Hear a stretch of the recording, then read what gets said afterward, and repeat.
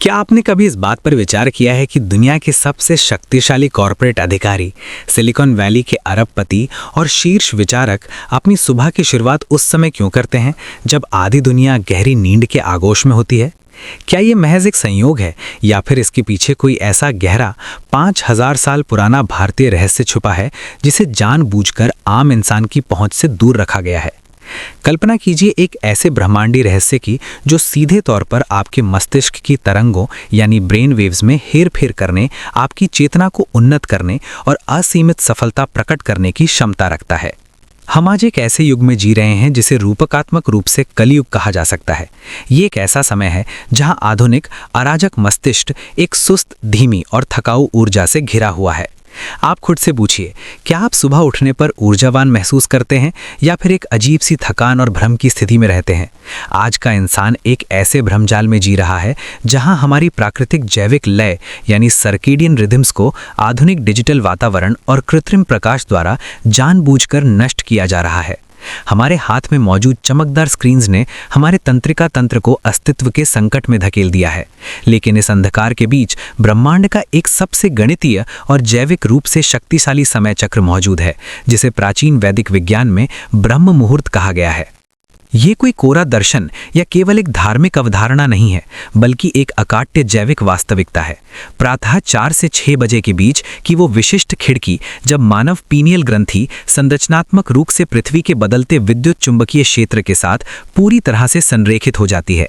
ये वो क्षण है जब मस्तिष्क रासायनिक रूप से चिंता और अस्तित्व की लड़ाई वाले मोड से बाहर निकलकर एक अति ग्रहणशील और सृजनशील अवस्था में प्रवेश करता है। इस वृत्तचित्र कथा में हम ब्रह्मांडीय ऊर्जा, न्यूरोबायोलॉजी और क्वांटम भौतिकी के उस संगम का सूक्ष्मता से विश्लेषण करेंगे जो ये प्रमाणित करता है कि सुबह 4 बजे उठना केवल एक अच्छी आदत नहीं, बल्कि मानव चेतना का उच्चतम तकनीकी अपग्रेड है। आधुनिक कली युग, हमारी जैविक लय और अर्थव्यवस्था का विनाश। इससे पहले कि हम ब्रह्म मुहूर्त के रहस्य को उजागर करें, हमें ये समझना होगा कि हमने खोया क्या है। आधुनिक मानव ने विद्युत प्रकाश व्यवस्था और इंडोर जीवन शैली के माध्यम से प्राकृतिक प्रकाश चक्रों को काफी हद तक प्रतिस्थापित कर दिया है। विज्ञान ये सिद्ध कर चुका है कि हम अब प्राकृतिक प्रकाश चक्रों से कट चुके हैं। दिन के समय कम प्रकाश और रात के समय कृत्रिम प्रकाश, विशेषकर नीली रोशनी से निकलने वाली रोशनी, हमारी कलाई के तापमान की लय और समग्र जैविक घड़ी में मापने योग्य परिवर्तन ला रही है। ये कृत्रिम रोशनी सेलुलर गतिविधियों को विनियमित करने वाली आणविक घड़ियों से लेकर सौर दिन के साथ हमारे दैनिक व्यवहार चक्रों के सिंक्रोनाइजेशन तक कई स्तरों पर हमारे सिस्टम को अव्यवस्थित करती है। जब हम रात में टेक्नोलॉजी का उपयोग करते हैं तो नीली रोशनी हमारे मस्तिष्क को ये संकेत देती है कि अभी भी दिन है। इसके परिणाम स्वरूप अंधकार का हार्मोन यानी मेलाटोनिन का स्राव बाधित हो जाता है। मेलाटोनिन न केवल नींद के लिए आवश्यक है, बल्कि ये शरीर की प्राकृतिक मरम्मत प्रक्रिया के लिए भी महत्वपूर्ण है। इस डिजिटल व्यवधान के केवल व्यक्तिगत मनोवैज्ञानिक परिणाम नहीं है, बल्कि इसके आर्थिक परिणाम भी विनाशकारी हैं। रैंड कॉरपोरेशन द्वारा किए गए शोध के अनुसार अनिद्रा और अपर्याप्त नींद के कारण वैश्विक अर्थव्यवस्थाओं को हर साल अरबों डॉलर का नुकसान हो रहा है, जो मृत्यु दर में 13% की वृद्धि और लाखों कार्य दिवसों के नुकसान से जुड़ा है। ये आंकड़े स्पष्ट करते हैं कि नींद की कमी न केवल एक स्वास्थ्य संकट है, बल्कि एक वैश्विक महामारी है। कॉलेज स्टूडेंट्स और कॉर्पोरेट कर्मचारियों पर किए गए अध्ययनों से पता चलता है कि सोने से पहले स्क्रीन का लगातार उपयोग करने से नींद की गुणवत्ता खराब होती है। दिन के समय नींद आती है और शैक्षणिक तथा व्यावसायिक प्रदर्शन में भारी गिरावट आती है। ये आधुनिक जीवन शैली हमारी चेतना को सीमित कर रही है, जिससे हम ब्रह्मांड की उस सूक्ष्म आवृत्ति को महसूस करने में असमर्थ हो गए हैं जो भोर के समय उत्पन्न होती है। यही कारण है कि प्राचीन वैदिक विज्ञान और जैविक घड़ियों की ओर लौटना अब एक विकल्प नहीं, बल्कि एक आवश्यकता बन गया है। प्राचीन भारतीय वैदिक विज्ञान में समय की गणना अत्यंत सूक्ष्म गणितीय और खगोलीय मापदंडों पर की गई है। ये समय मापन केवल घंटों और मिनटों तक सीमित नहीं था, बल्कि ये मानव शरीर क्रिया विज्ञान और ब्रह्मांडीय ऊर्जा के बीच के सटीक संबंध को दर्शाता है। वैदिक काल गणना के अनुसार सबसे छोटी इकाई निमेष है, जो पलक झपकने के समय के बराबर है।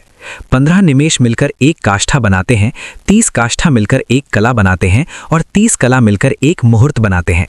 एक अहोरात्र यानी दिन और रात मिलाकर 24 घंटे को 30 मुहूर्तों में विभाजित किया गया है। यदि हम इसे मानव गणित के अनुसार देखें तो 24 घंटे में 30 मुहूर्त होते हैं। अतः एक मुहूर्त का औसत समय 0.8 घंटे यानी 48 मिनट होता है। ब्रह्म मुहूर्त सूर्योदय से ठीक पहले का 29वां मुहूर्त है। ये आमतौर पर सूर्योदय से लगभग 96 मिनट पहले शुरू होता है और 48 मिनट तक रहता है। स्थान और मौसम के अनुसार इसमें थोड़ा परिवर्तन हो सकता है। आयुर्वेद के महान ग्रंथों जैसे कि चरक संहिता, सुश्रुत संहिता और अष्टांग हृदय में दिनचर्या का आरंभ इसी मुहूर्त से करने का स्पष्ट और कड़ा निर्देश दिया गया है। अष्टांग हृदय के सूत्र स्थान अध्याय 2 में महर्षि वाग्भट्ट ने स्पष्ट रूप से लिखा है, ब्राह्मे मुहूर्ते उत्तिष्ठेत स्वस्थो रक्षार्थम आयुषः। इसका अर्थ है अपने स्वास्थ्य की रक्षा और लंबी आयु यानी लॉन्जेविटी प्राप्त करने के लिए एक स्वस्थ व्यक्ति को ब्रह्म मुहूर्त में उठना चाहिए। आयुर्वेद के अनुसार इस समय पर्यावरण प्रदूषण मुक्त और सत्वगुण यानी पवित्रता, ज्ञान और सद्भाव से भरपूर होता है। ये वो समय है जब मानसिक स्पष्टता यानी मेंटल क्लैरिटी अपने चरम पर होती है। हालांकि आयुर्वेद ये भी चेतावनी देता है कि हर किसी को इस समय नहीं उठना चाहिए। केवल वे लोग जिनका रात का भोजन पूरी तरह से पच गया हो, जीर्ण अजीर्ण निरूपण, उन्हें ही इस समय उठना चाहिए। गर्भवती महिलाओं, बच्चों, बुजुर्गों और किसी भी शारीरिक या मानसिक बीमारी से पीड़ित लोगों को ब्रह्म मुहूर्त में उठने से बचना चाहिए। आखिर सुबह 4 बजे मानव मस्तिष्क के अंदर ऐसा क्या होता है जो इसे इतना जादुई बनाता है? जब कोई व्यक्ति ब्रह्म मुहूर्त के दौरान जागता है तो उसके मस्तिष्क के भीतर एक असाधारण रासायनिक और संरचनात्मक परिवर्तन होता है।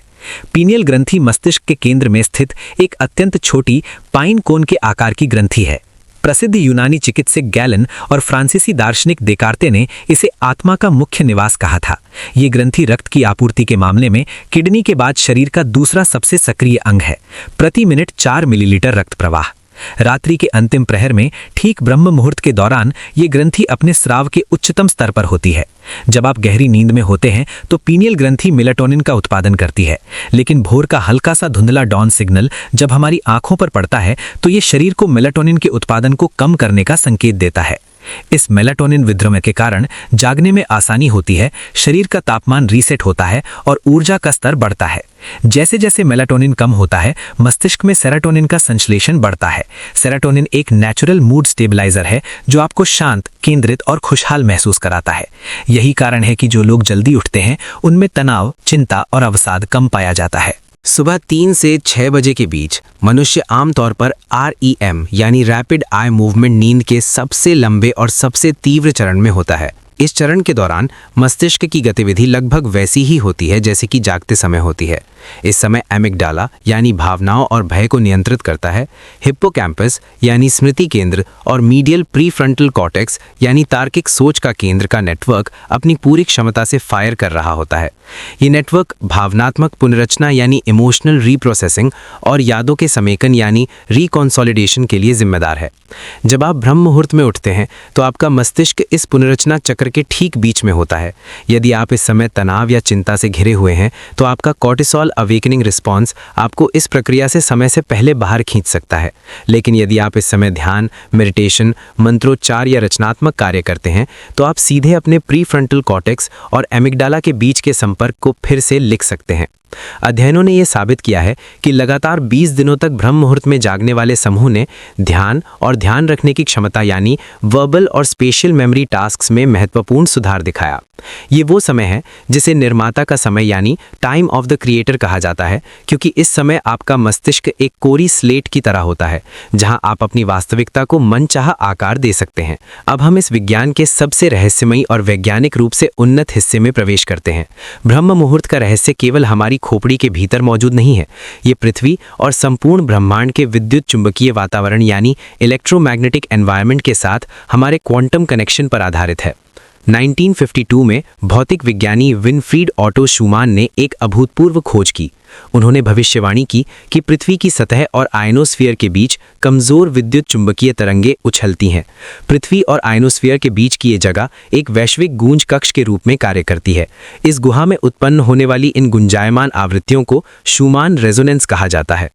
इसकी मूलभूत और सबसे मजबूत आवृत्ति लगभग 7.83 हर्ट्ज है। ये अत्यंत कम आवृत्ति वाली विकिरण मुख्य रूप से दुनिया भर में गिरने वाली बिजली से उत्पन्न होती है। दिलचस्प बात यह है कि शूमान रेजोनेंस पूरे दिन स्थिर नहीं होता है। आयनोस्फीयर की ऊंचाई में दिन रात के अंतर, अक्षांशीय परिवर्तनों और सौर हवाओं के कारण इसके आयाम यानी एम्पलीट्यूड और आवृत्ति में दैनिक और मौसमी बदलाव होते हैं। दैनिक आधार पर वैश्विक बिजली की गतिविधि के कारण शूमान रेजोनेंस में 3 मुख्य शिखर देखे जाते हैं। 9 यूटी पर दक्षिण पूर्व एशिया में, 14 यूटी पर अफ्रीका में और 20 यूटी पर दक्षिण अमेरिका में। भोर और गोधूली के समय जब दिन और रात की सीमा गुजरती है तो 30 से 60 मिनट के भीतर शूमान रेजोनेंस के मापदंडों में तेजी से बदलाव होते हैं। उच्च अक्षांश क्षेत्रों में भोर के समय आयनोस्फीयर में विशेष शीतलन होता है जो चुंबकीय तूफानों और भूचुंबकीय गतिविधि को प्रभावित करता है। ये खगोलीय घटना मानव मस्तिष्क के लिए इतनी महत्वपूर्ण क्यों है? क्योंकि शूमान रेजोनेंस की 7.83 हर्ट्ज आवृत्ति मानव मस्तिष्क की अल्फा और थीटा तरंगों की सीमा के ठीक बीच में आती है। ब्रह्म मुहूर्त के दौरान जब एक व्यक्ति गहरे विश्राम लेकिन पूर्ण जागरूकता की स्थिति में होता है तो उसका मस्तिष्क स्वाभाविक रूप से उच्च मात्रा में अल्फा और थीटा तरंगों का उत्पादन करता है। निकाय विज्ञान के अनुसार अल्फा मस्तिष्क तरंगों को बढ़ाने से रचनात्मकता उत्तेजित होती है और अवसाद कम होता है। लंबे समय तक ध्यान करने वालों पर किए गए अध्ययनों से पता चलता है कि ध्यान की गहराई के साथ थीटा और अल्फा तरंगों का आयाम विपरीत रूप से बदलता है। गहरे ध्यान में भटकने वाली बाधाएं कम होती हैं और ट्रांसपर्सनल गुण बढ़ते हैं। भोर के समय जब पृथ्वी का चुंबकीय क्षेत्र अपनी विशिष्ट संक्रमणकालीन स्थिति में होता है तब हमारे मस्तिष्क की अल्फा और थीटा तरंगे पृथ्वी के 7.83 हर्ट्ज शूमान रेजोनेंस के साथ क्वांटम सिंक्रोनाइजेशन प्राप्त करने में सबसे अधिक सक्षम होती हैं। ये वही गुंजायमान आवृत्ति है जिसे प्राचीन भारतीय योगियों ने ब्रह्मांड की आदिम ध्वनि ओम के रूप में पहचाना था। मानव मैग्नेटोरिसेप्शन यानी हमारी छिपी हुई छठी इंद्रिय। क्या मनुष्य वास्तव में पृथ्वी के चुंबकीय क्षेत्र को महसूस कर सकता है? दशकों तक वैज्ञानिकों का मानना था कि ये क्षमता केवल प्रवासी पक्षियों और समुद्री जानवरों में होती है, लेकिन क्वांटम जीव विज्ञान के हालिया रिसर्च से इस धारणा को पूरी तरह से बदल दिया गया है। वैज्ञानिकों ने मानव मस्तिष्क और अन्य ऊतकों में मैग्नेटाइट यानी Fe3O4 के छोटे क्रिस्टल खोजे हैं। ये मैग्नेटाइट कण माइक्रोवेव आवृत्तियों सहित बाहरी विद्युत चुंबकीय क्षेत्रों को ट्रांसड्यूस कर सकते हैं। इसके अलावा क्रिप्टोक्रोम्स नामक प्रकाश संवेदनशील प्रोटीन जो हमारी आंखों के रेटिना में पाए जाते हैं और सर्केडियन रिदम को नियंत्रित करने में महत्वपूर्ण भूमिका निभाते हैं, एक क्वांटम चुंबकीय कंपास के रूप में कार्य कर सकते हैं। क्वांटम जीव विज्ञान में इसे रेडिकल पेयर मैकेनिज्म यानी आरपीएम कहा जाता है। एक अभूतपूर्व अध्ययन में शोधकर्ताओं ने आनुवांशिक प्रयोगों द्वारा दिखाया कि मानव क्रिप्टोक्रोम प्रकाश पर निर्भर मैग्नेटोसेंसर के रूप में कार्य करने की आणविक क्षमता रखता है। Johns Hopkins applied physics laboratory यानी JHAPL के वैज्ञानिकों ने पाया कि मानव चयापचय में एक केंद्रीय भूमिका निभाने वाले एंजाइम ETF में पक्षियों में पाए जाने वाले चुंबकीय संवेदनशील प्रोटीन के समान गुण है, जिससे ये संभावना खुलती है कि बाहरी चुंबकीय क्षेत्र मानव शरीर के अंतर्निहित रासायनिक रसायन को प्रभावित कर सकता है। Human frontier science program HFSP द्वारा वित्त पोषित एक और चौंकाने वाले EEG अध्ययन में शोधकर्ताओं ने 34 प्रतिभागियों को एक फैराडे केज में बिठाया और पृथ्वी की ताकत वाले चुंबकीय क्षेत्रों को घुमाया। उन्होंने पाया कि जब चुंबकीय क्षेत्र को सब विशिष्ट दिशाओं में जैसे वामावर्त यानी काउंटर क्लॉकवाइज घुमाया गया तो प्रतिभागियों के मस्तिष्क की अल्फा तरंगों में भारी गिरावट आई। ये साबित करता है कि मानव का मस्तिष्क पृथ्वी के भूचुंबकीय क्षेत्र में होने वाले दैनिक बदलावों के प्रति शारीरिक रूप से संवेदनशील है। जब भोर के समय सौर हवाएं और अंतरिक्ष वेव्स पृथ्वी के चुंबक मंडल से टकराती हैं और आयनोस्फीयर में बदलाव होता है तो हमारी पीनियल ग्रंथि और रेटिना के क्रिप्टोक्रोम इस कॉस्मिक घटना को अवचेतन रूप से दर्ज करते हैं। ब्रह्म मुहूर्त में जागना इस नेचुरल कॉस्मिक एनर्जी के डायरेक्ट कॉन्टैक्ट में आना है। ये वो समय है जब ब्रह्मांड आपको डाउनलोड्स भेज रहा होता है और यदि आप सो रहे हैं तो आप इस सूचना को ग्रहण करने से चूक जाते हैं। जो ज्ञान प्राचीन भारतीय ऋषियों ने हजारों साल पहले खोजा था, आज के कॉर्पोरेट अभिजात्य वर्ग और सिलिकॉन वैली के अरबपतियों ने इसे बायो हैकिंग के रूप में अपना लिया है। ये कोई रहस्य नहीं है कि दुनिया के कुछ सबसे सफल व्यक्ति 4 AM क्लब के कट्टर सदस्य हैं। वे ऐसा इसीलिए नहीं करते क्योंकि उन्हें अपने ईमेल चेक करने के लिए अतिरिक्त घंटों की आवश्यकता है। वे ऐसा इसीलिए करते हैं क्योंकि वे इस विशिष्ट समय विंडो के न्यूरोलॉजिकल और क्वांटम लाभों को समझते हैं। टिम कुक यानी एप्पल CEO, वे हर सुबह 3:45 AM पर उठते हैं और उनका मानना है कि ये समय बिना किसी विक्षेप के काम करने और अपनी ऊर्जा को केंद्रित करने का बेहतरीन अवसर है। जैक डॉर्सी स्क्वायर और ट्विटर को फाउंडर वे सुबह 5:30 बजे उठकर ध्यान और 6 मील की दौड़ लगाते हैं, जिससे उनका शरीर और मस्तिष्क अत्यधिक सक्रिय और सृजनशील अवस्था में आ जाता है। रिचर्ड ब्रांसन, वर्जिन ग्रुप, वे 5:45 बजे उठकर अपने दिन की शुरुआत करते हैं। क्वेस्ट न्यूट्रिशन के सह संस्थापक, उन्होंने अपने अरबों डॉलर के ब्रांड को बनाने का श्रेय अपनी सुबह की दिनचर्या को दिया है। वे बिना किसी अलार्म के स्वाभाविक रूप से सुबह 3 से 4 बजे के बीच उठते हैं, जिसके लिए वे रात 8 बजे सो जाते हैं। जेफ बेजोस, यद्यपि वे अपनी उच्च बुद्धिमत्ता वाली जटिल मीटिंगें सुबह 10 बजे करते हैं, लेकिन उनका पूरा दिन ऊर्जा प्रबंधन और संज्ञानात्मक चरम घंटों को सुरक्षित रखने पर आधारित है। निकाय विज्ञान इसे अल्ट्राडियन चक्रों कहता है। 90 मिनट की सतर्कता और थकान की लहरें जो हमारी गहरी सोच की क्षमता को आकार देती हैं।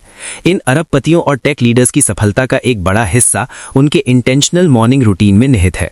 जब वे भोर में उठते हैं तो वे दुनिया के डिजिटल कोलाहल और कलयुग के शोर से दूर एक ऐसे एकांत में होते हैं जहां अल्फा और थीटा तरंगे उन्हें गहरी अंतर्दृष्टि और जटिल समस्याओं के रचनात्मक समाधान प्रदान करती हैं। वे इस समय अपने फोन या ईमेल से दूर रहते हैं, एक खाली पन्ने पर अपने विचार लिखते हैं और अपने अवचेतन मन को बिना किसी बाधा के कार्य करने देते हैं। ये मॉडर्न एंटरप्रेन्योरशिप का अपना ब्रह्म मुहूर्त है। अध्ययनों ने यह साबित किया है कि एक सीईओ की नेतृत्व क्षमता और निर्णय लेने की क्षमता उनके दिन के पहले और आखिरी घंटों के प्रबंधन पर निर्भर करती है। फादर ऑफ बायोहैकिंग कहे जाने वाले डेव एस्प्रे जैसे लोग भी इसी सिद्धांत पर काम कर रहे हैं कि कैसे पोषण और पर्यावरण के साथ साथ सही समय पर उठना मानव प्रदर्शन को चरम पर ले जा सकता है। ब्रह्म मुहूर्त में जागना, ध्यान करना और योग का अभ्यास करने के लाभ केवल मानसिक एकाग्रता या वित्तीय सफलता तक ही सीमित नहीं है। वे हमारे डीएनए की संरचना और हमारी कोशिकाओं की उम्र तक गहराई तक फैले हुए हैं। क्या भोर की इस विशिष्ट अवधि में हमारे शरीर में शारीरिक रूप से कायाकल्प होता है? आधुनिक मॉलिक्यूलर बायोलॉजी और आयुर्वेद के रसायन सिद्धांतों के बीच एक अभूतपूर्व समानता देखी गई है। आयुर्वेद में ब्रह्म मुहूर्त को ऊतकों के पुनर्जनन, दोषों के संतुलन यानी वात, पित्त और कफ के संतुलन और अग्नि यानी पाचन तंत्र को प्रज्वलित करने के लिए सबसे आदर्श समय माना जाता है। आधुनिक विज्ञान अब इस प्राचीन क्लेम की आणविक स्तर पर पुष्टि कर रहा है। वैज्ञानिक रूप से योग और ध्यान पर आधारित जीवन शैली हस्तक्षेप यानी yoga and meditation based lifestyle intervention जब भोर के शांत समय में किए जाते हैं तो सेल्युलर एजिंग के कार्डिनल बायोमार्कर पर चमत्कारिक प्रभाव डालते हैं। ऑक्सीडेटिव स्ट्रेस में भारी कमी। एक 12 सप्ताह के नैदानिक अध्ययन में पाया गया कि ध्यान और योग का प्रैक्टिस करने वाले ग्रुप में 8OH2DG जो डीएनए डैमेज का प्रमुख मार्कर है और ROS यानी रिएक्टिव ऑक्सीजन स्पीशीज के स्तर में भारी कमी आई। इसके साथ ही कुल एंटीऑक्सीडेंट क्षमता यानी TAC में उल्लेखनीय वृद्धि हुई। NF-κB का दमन और सूजन पर नियंत्रण। शोध से पता चलता है कि माइंड बॉडी इंटरवेंशंस NF-κB के उत्पादन को कम करते हैं। NF-κB एक प्रोटीन कॉम्प्लेक्स है जो तनाव को सेलुलर स्तर पर सूजन पैदा करने वाले साइटोकाइंस में बदलता है। यदि ये लगातार सक्रिय रहे तो ये कैंसर, त्वरित बुढ़ापा और अवसाद जैसी बीमारियों का कारण बनता है। ब्रह्म मुहूर्त में ध्यान करने से प्रो इन्फ्लेमेटरी जीन एक्सप्रेशन में उलटफेर होता है। एपिजेनेटिक्स और टेलोमेरेज का सक्रियण। हमारे क्रोमोसोम्स के सिरों पर टेलोमियर्स होते हैं जो हमारी कोशिकाओं की उम्र तय करते हैं। नियमित सुबह के अभ्यास से टेलोमेरेज एंजाइम की गतिविधि सक्रिय होती है जो इन टेलोमियर्स की रक्षा करती है और सेल्युलर लॉन्जेविटी को बढ़ाती है। यह अभ्यास P53 जीन, जिसे ट्यूमर सप्रेसर जीन कहा जाता है, और OGG प्रोटीन के एक्सप्रेशन को बढ़ाकर डीएनए रिपेयर को भी बढ़ावा देता है। न्यूरोप्लास्टिसिटी और BDNF। भोर में जागकर शांति से काम करना या ध्यान करने से मस्तिष्क में BDNF और Sirtuin-1 यानी दीर्घायु जीन के स्तर बढ़ते हैं। BDNF नए न्यूरॉन कोशिकाओं के विकास और न्यूरोप्लास्टिसिटी के लिए अत्यंत महत्वपूर्ण है। अत्यंत कम आवृत्ति वाले चुंबकीय क्षेत्र जो भोर के समय शुमान रेजोनेंस के माध्यम से हमारे वातावरण में प्रबल होते हैं, हमारी कोशिकाओं में विभिन्न इंट्रासेल्युलर तंत्रों को प्रभावित करते हैं।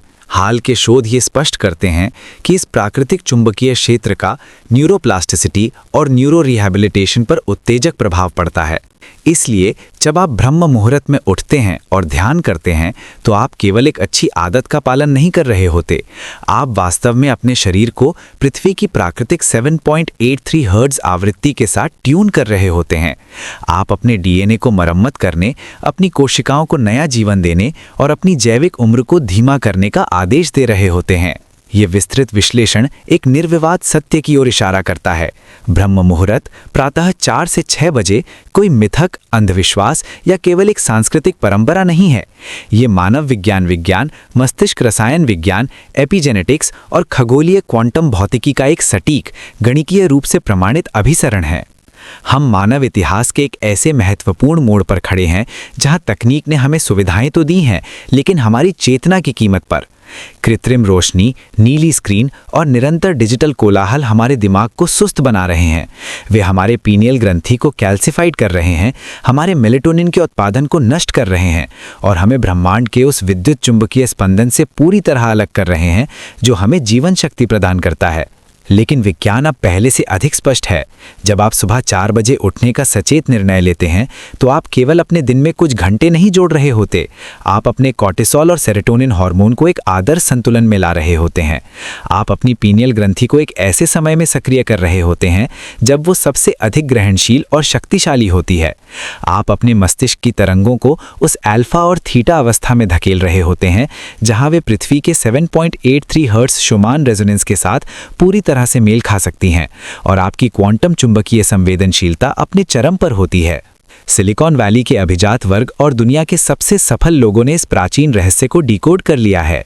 वे इस ब्रह्म मुहूर्त का उपयोग उच्च आवृत्ति वाली रचनात्मकता, भावनात्मक डिक्रिप्शन और अपनी वास्तविकता को डिजाइन करने के लिए करते हैं। ये वो समय है जब आपका डीएनए की मरम्मत होती है, सूजन कम होती है और न्यूरॉन्स नई संरचनाएं बनाते हैं। चुनाव अब पूरी तरह से आपके हाथ में है। आप इस गणितीय रूप से शक्तिशाली ब्रह्मांडीय आवृत्ति को नजरअंदाज करके सोते रह सकते हैं और इस कली युग के तनाव, अवसाद और बीमारी का शिकार बन सकते हैं, या फिर आप जाग सकते हैं। आप ब्रह्म मुहूर्त के रहस्य को अपनाकर ब्रह्मांड के सबसे शक्तिशाली समय चक्र के साथ खुद को जोड़ सकते हैं, अपनी चेतना का विस्तार कर सकते हैं और अपने जीवन, अपने स्वास्थ्य और अपनी सफलता के वास्तुकार स्वयं बन सकते हैं। विज्ञान ने रहस्य से पर्दा उठा दिया है। अब कार्य करने का समय आपका है।